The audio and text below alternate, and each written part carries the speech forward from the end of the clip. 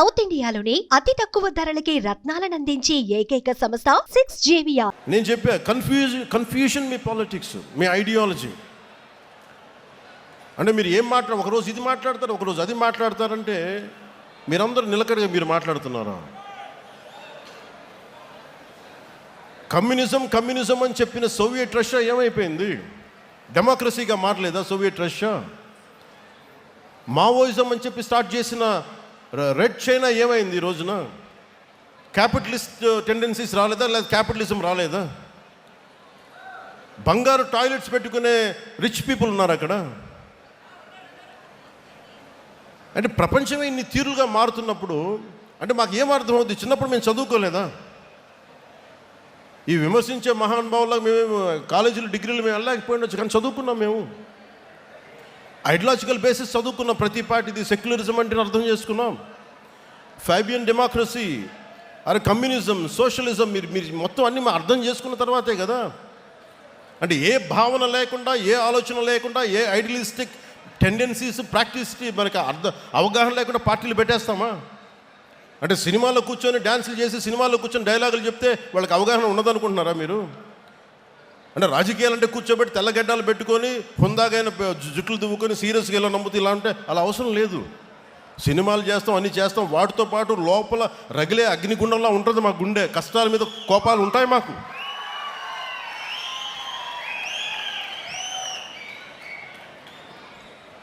Global politics ఎలా మారిపోయింది? ఒకప్పుడు క్యాపిటలిస్ట్ అమెరికా అంటే ఈ రోజున లెఫ్ట్ టెండెన్సీస్ ఉన్నాయి. లెఫ్ట్ వింగ్ అని మాట్లాడుతూ ఉన్నారు.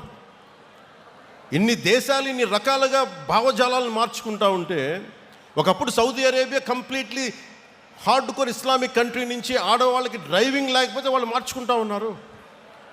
ఆడవాళ్ళకి ఓటింగ్ హక్కు లేకపోతే ఓటింగ్ హక్కు ఇచ్చారు. ఆడవాళ్ళు డ్రైవింగ్ చేయకూడదు, ఆడవాళ్ళకి డ్రైవింగ్ చేయించారు. ప్రపంచ కార్మికులారా ఏకంకండి చెప్పి దశాబ్దాలు ఊదరగొట్టి ఇలా చేసి చివరికి ఏం చేశారు? ఎవరి ప్రాంతం కార్మికులు వాళ్ళకే మీరు ఈ రాష్ట్రంలో మీకు సంబంధం అని చెప్పి వచ్చినాయి కదా ఇవన్నీ. మరి కమ్యూనిజం ఏం మాట్లాడదు దీని మీద? మీరే ఇన్ని రకాలుగా మారినప్పుడు ఇవన్నీ అర్థం చేసుకునే మేము 7 సిద్ధాంతాలుగా మాట్లాడాం.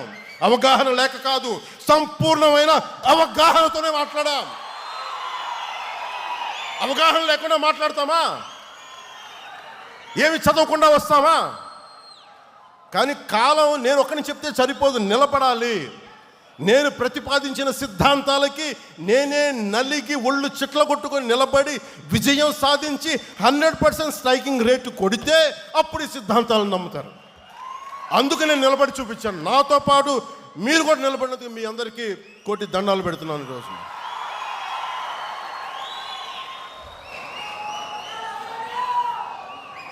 Love you.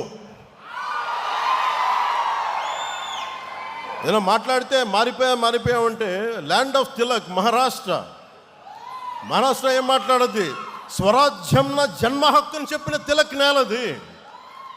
అలాంటి నేల కేవలం అది మరాఠీ మాణుస్ అని చెప్పలేదు. ఆయన చెప్పింది మరాఠీ మాణుస్ ఇచ్చిన స్లోగన్ ఏంటంటే సంపూర్ణమైన దేశానికి స్వరాజ్యం నా జన్మ హక్కు అని. అలాగే కూర్చోబెట్టి మనకి ఏది తీసుకున్నా, తమిళనాడు తీసుకున్నా, ఏమి తీసుకున్నా, ల్యాండ్ ఆఫ్ మన సుబ్రహ్మణ్య భారతి, సుందర తెలుగు అని చెప్పిన వ్యక్తి, అన్నీ అర్థం చేసుకున్న మహానుభావులు వాళ్ళ దారుల్ని, వాళ్ళ ఆలోచన విధానాన్ని మర్చిపోయారు అందరూ. మేము మర్చిపోలా, గుండెల్లో పెట్టుకున్న దాన్నే వాళ్ళు ముందుకు తీసుకెళ్తా ఉన్నాం. ఒకసారి నాకును ఒక నాకు ఇష్టమైన ప్రజా కళాకారుడు గద్దర్ గారికి ఒక మంచి ఒక సంభాషణ జరిగింది. నేను ఒకటే చెప్పాను, తమ్మి నువ్వు మా వాడివి కాదురా, నువ్వు వెళ్ళిపోయావు, నువ్వు పక్కకి. అంటే నాన్న ఎప్పుడు నేను మనిషిని అన్నా, నేను అందరూ బాగుండాలని కోరుకుంటాను అంటే ఆయన అర్థం చేసుకుని నేను మాట్లాడతా నేనే చెప్పాను, అన్న ఒకప్పుడు దేవుడు లేడు, దేవుడి మీద నువ్వు పాటలు రాసావు, దేవుడు లేడు విచిత్రం అని, అనవసరం అని. మరి నువ్వే యాదాద్రి నరసింహుడి మీద పాటలు రాసావు, అది కూడా నువ్వే చేసావు. నువ్వే ఇన్ని రకాలుగా మారినప్పుడు నేను మనుషులు ఎలాగా మారుతారని తెలిసి నేను ఇంత ఫ్లెక్సిబుల్ ఐడియాలజీ పెట్టానన్నా, అంతకుమించి ఇంకేం లేదు. నా గుండెల్లో ఎప్పుడు కష్టపడే, నేను తుపాకీ పట్టుకుని నేను నక్సలైట్ కావాల్సిన అవసరం లేదు. ఎర్ర జెండా వేసుకొని నేను మావోయిస్ట్గా మారాల్సిన అవసరం లేదు.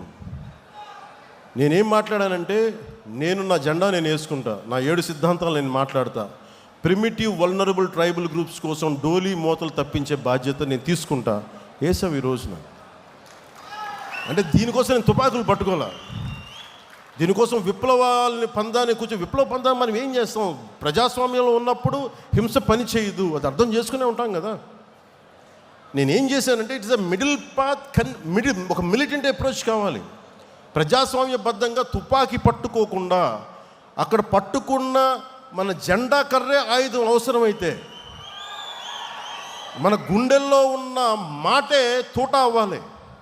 మార్పు ఎందుకు రాదు? ఇందాక మీరు రియా గారి మాట వింటున్నారు, పాలకుల నుంచి వీరమహిళ. అర్ధరాత్రి 12 గంటలకి ఇంతమంది మగవాళ్ళు మధ్యలో ఆ పార్టీ మగవాళ్ళందరూ కూర్చోబెట్టి నేను చంపేస్తామంటే ఒంటరి మహిళల కూర్చొని 3 గంటల సేపు పోరాటం చేసిందంటే ఎంత సత్తా ఉండాలి, ఎంత ధైర్యం ఉండాలి, ఎలాంటి ధైర్యం నింపుకున్నారు. సుమన్ టీవీలో మీ పర్సనల్ అండ్ బిజినెస్ ప్రమోషన్స్ కోసం కింది నెంబర్కి కాంటాక్ట్ చేయండి. డ్రగ్స్, గంజాయి లాంటి చెడు వ్యసనాలకు దూరంగా ఉండండి. తాత్కాలిక ఆనందం కోసం జీవితాలని నాశనం చేసుకోవద్దు. డ్రగ్స్ విక్రయాలు, దందాలు నిర్వహిస్తే 180059996969 టోల్ ఫ్రీ నంబర్ కి కాల్ చేయండి. డ్రగ్స్, గంజాయిని నిర్మూలిద్దాం, భవిష్యత్తును కాపాడదాం.